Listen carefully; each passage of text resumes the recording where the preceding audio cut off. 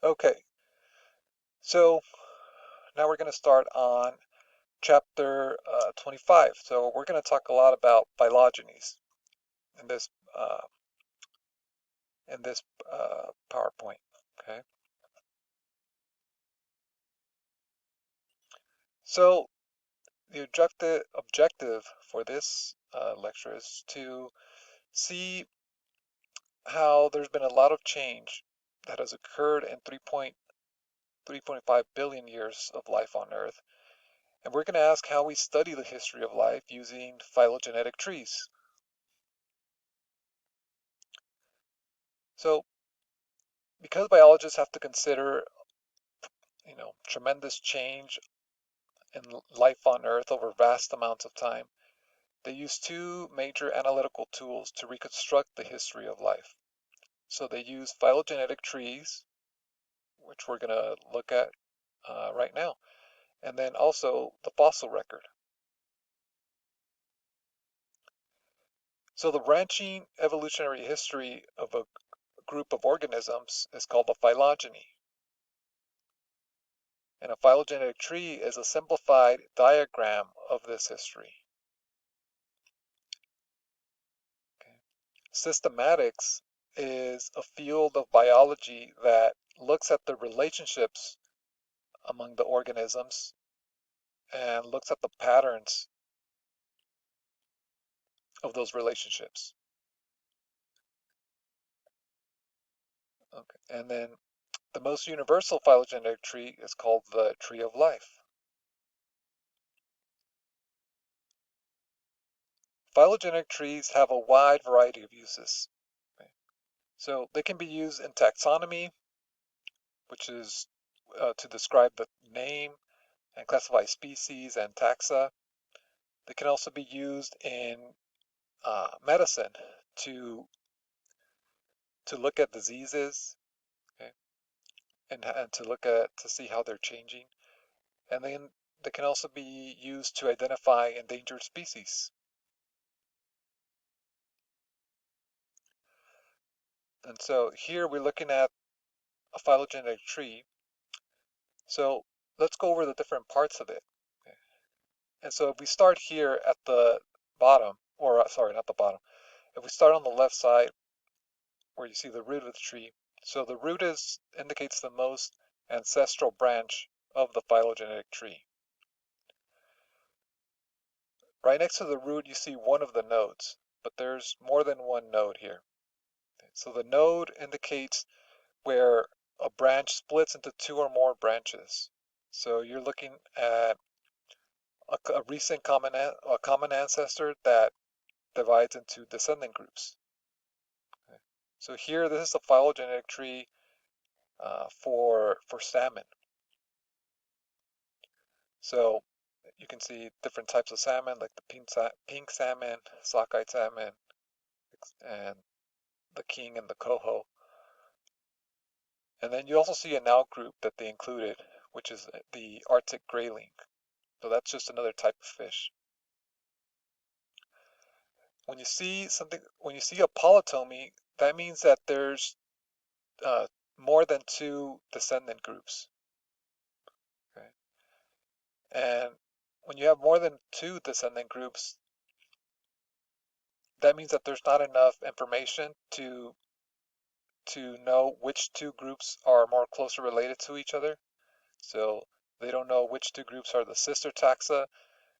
Therefore, they list all three of them or all four of them, depending on how many they are. And so when you see a node divided into three groups, that's called a polytomy. Because usually the nodes are going to just divide into two groups. That shows the sister taxa.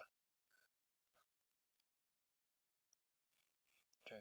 So yeah, so at the tips of the branches, that's where you see the taxa. That's where you see the the could be the organisms. Let's just say organisms. Okay. But yeah, but just keep in mind that these could be you could be seeing the extinct organisms or extant organisms. So extant means living.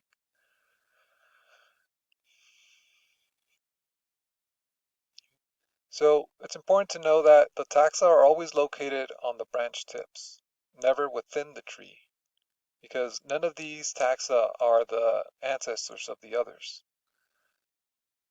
Instead, closely related taxa are depicted as sister groups. So sister groups just share a recent common ancestor. So if we go back to this phylogenetic tree,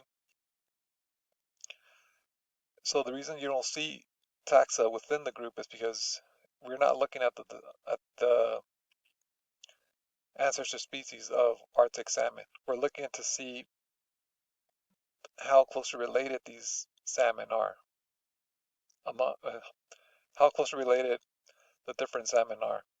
Okay.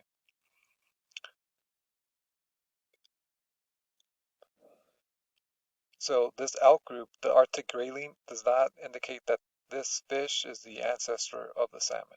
Okay, just keep that in mind.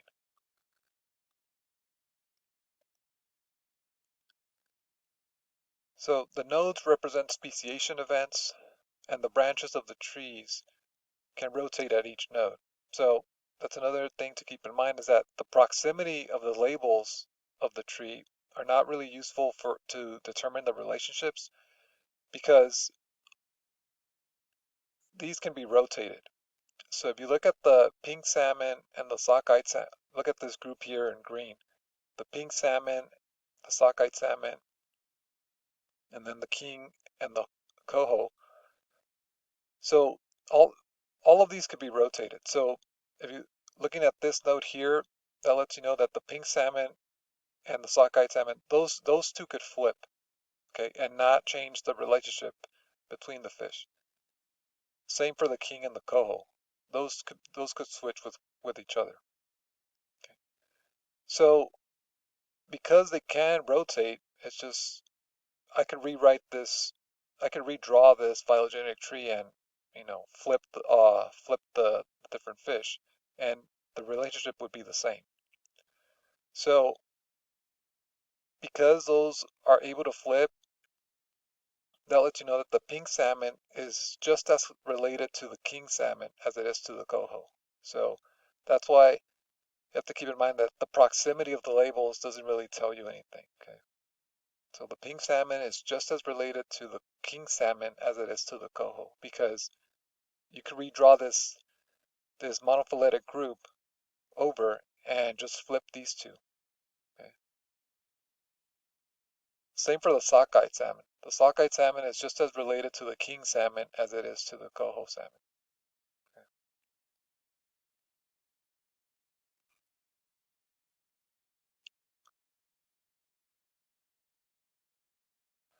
So the relationships among the taxa cannot be known with absolute certainty.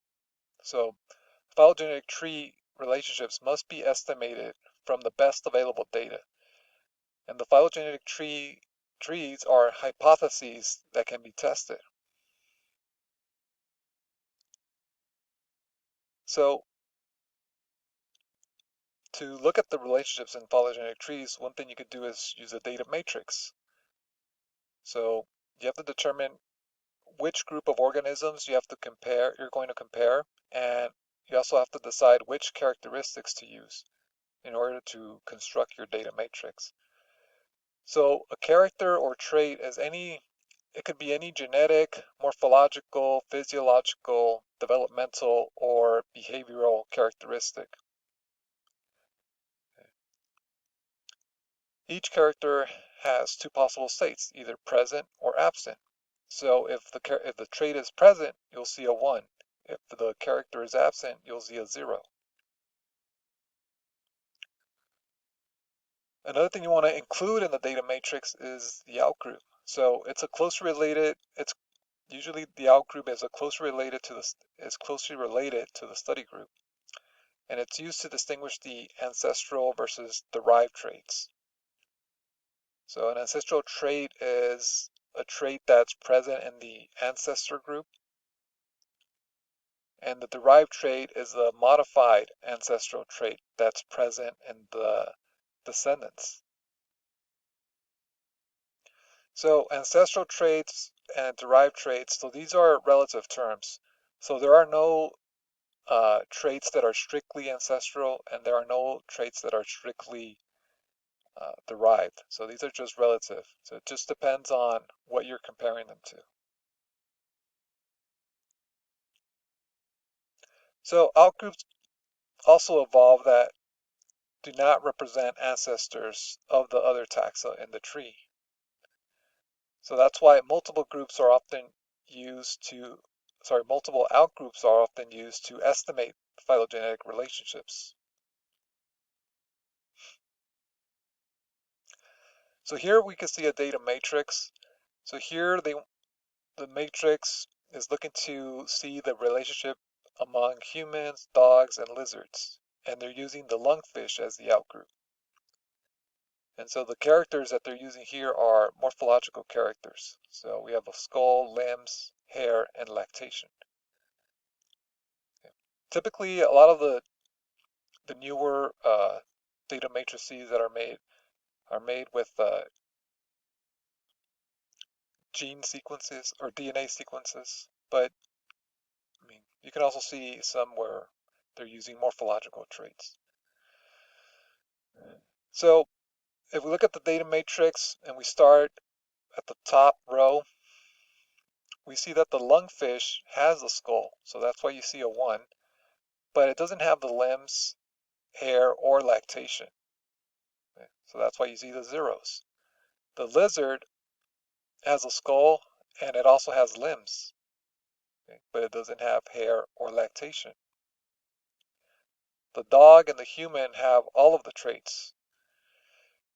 So when you're using this data matrix to construct the phylogeny tree, you have to see how similar the groups are. So because dogs and humans have all of the same traits, well, at least the ones that were included in this data matrix, that lets you know that dogs and humans are sister taxa. So those are more closely related uh, to each other than they are to the lizard or to the lungfish.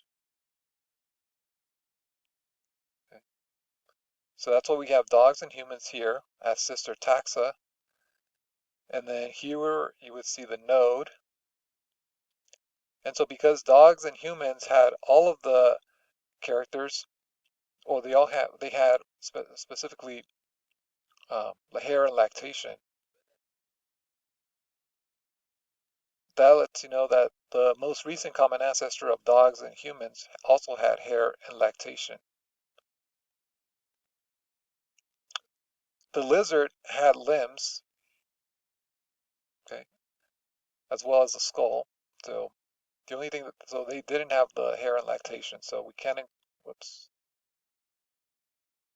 So we can't include them into this group. Okay. But here, because they did have limbs, that lets you know that the most recent common ancestor of lizards, dogs, and humans also had limbs. Okay. And the most recent common ancestor of lungfish, lizards, dogs, and humans ha had a skull. Okay. Because all of these groups have a skull. And so these traits are also called synapomorphies. So synapomorphies are shared derived traits, okay, that lets you know that you're looking at uh, a monophyletic group.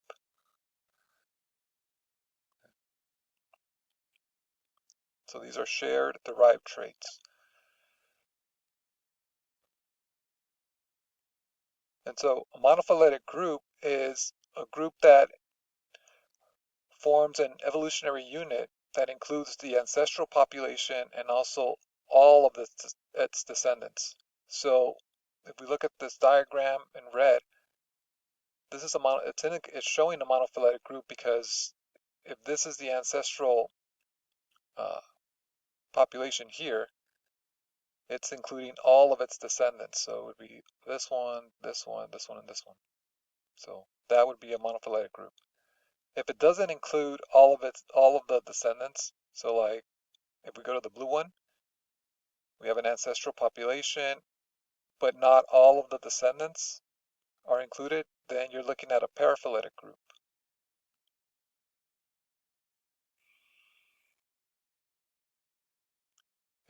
If you see a group, okay, that's a polyphyletic group, that's because it shares similar traits but doesn't include the most recent common ancestor. So sometimes you have groups that have the same traits or similar traits, but they're not present in their most recent common ancestor. So that's called a polyphyletic group. Okay, so we'll pause here and then we'll continue the discussion on synapomorphies on the next video.